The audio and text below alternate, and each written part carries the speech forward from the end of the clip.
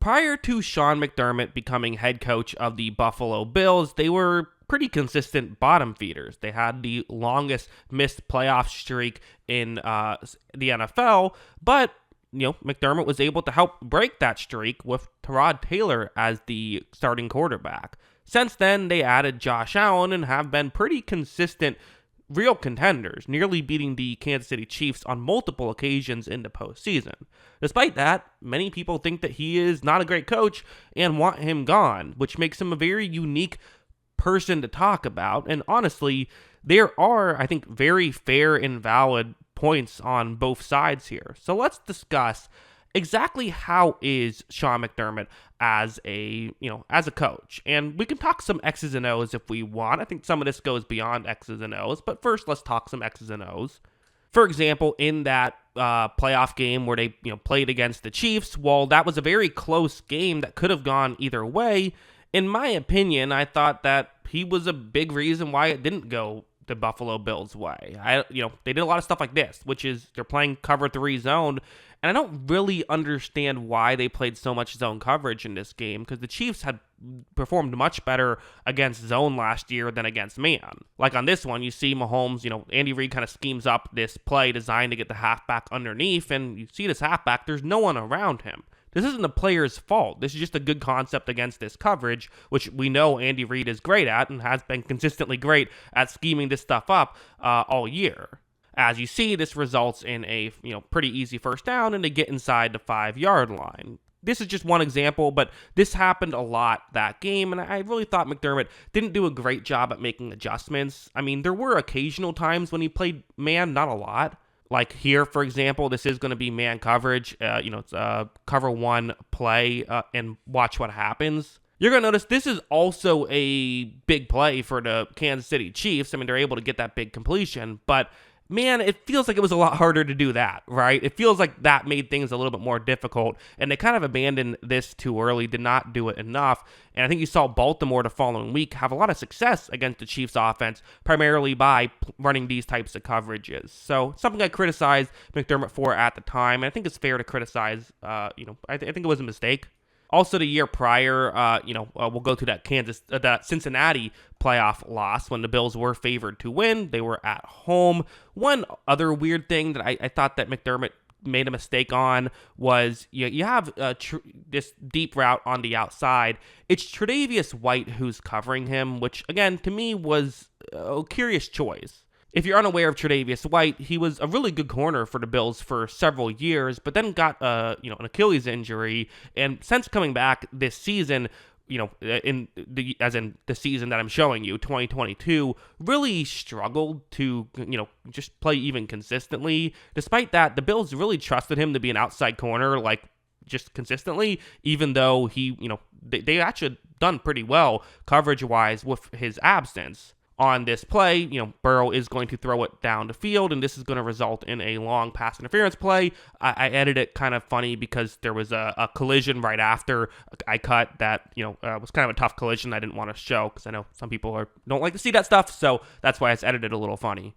But this was also something I do remember criticizing, and quite frankly, there are more things like this. But how fair is it to really say, well, there's these issues, so therefore you're a bad coach? Because let's be honest, it made no sense for Bill Belichick to bench Malcolm Butler in that Super Bowl, I don't think, unless there's been some explanation eventually that makes perfect sense. That seems like that was a weird decision that probably shouldn't have happened, right? So there's, great head coaches make poor decisions sometimes. It just is what it is. Pete Carroll with the not giving the ball to Marshawn Lynch, which some people disagree on, but I think he probably should have given the ball to Marshawn Lynch there instead of throwing it. I do think there are plenty of moments when McDermott has had very good, moments as well. But I think there's other things to like about McDermott. For example, his game management stuff. This is, sorry, the graphic is a little bit small, but this is how often teams go for it when analytics say they should, or how often they did in 2023. And you see he's pretty high up on the list. The Bills are pretty high up on the list, 6th highest. And the year prior, they were 4th highest. So consistently been pretty good, pretty analytically inclined.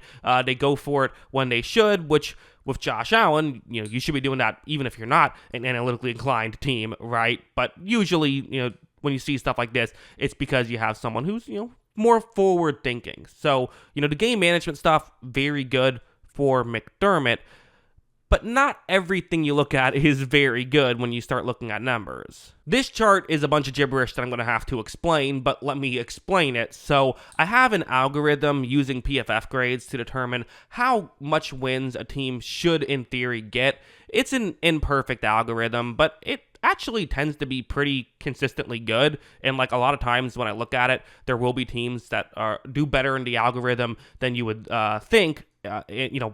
For example, I remember there was one year where the two teams that like seemingly performed way better in the algorithm than you would expect were the Bengals and the Rams, and then those two teams played each other in the Super Bowl. There are things like that. So it's, again, an imperfect but fascinating algorithm. I decided to, for the past just 3 seasons, I wasn't going to go for his entire tenure, but I punched in the numbers for the past 3 seasons because it takes a little bit of time to compile. And so what you're looking at is, number 2 all the way to the left, that's just what year we're talking about. The next column over, that is wins expected. So in 2023, his team was expected to win 12.96 wins. The next column over is actual wins. So how many wins did they have? And then finally, all the way to the right, that is playoff wins. So we'll go through it year by year. 2023, they were expected to win basically 13 games. They only won 11 games. They did win a playoff game, but divisional round loss with just 11 wins was a disappointment given what they should have been at in terms of wins expected, given how their team played. In 2022, they actually slightly improved. Bit of a asterisk here, so you might be wondering, how is your actual wins 13.8? If you remember, there was the DeMar Hamlin game. That game did not happen, so they ended up 13-3, which win percentage-wise is 13.8 total wins if it was a 17-game season. So that's where that is. But again, just the one playoff win. And then finally, in 2021, wins expected was closer to 14 than 13, but still just 11 wins and 1 playoff win. And the reality is, Sean McDermott's teams have underperformed typically when he has been head coach. Now, does this mean that Sean McDermott is the problem?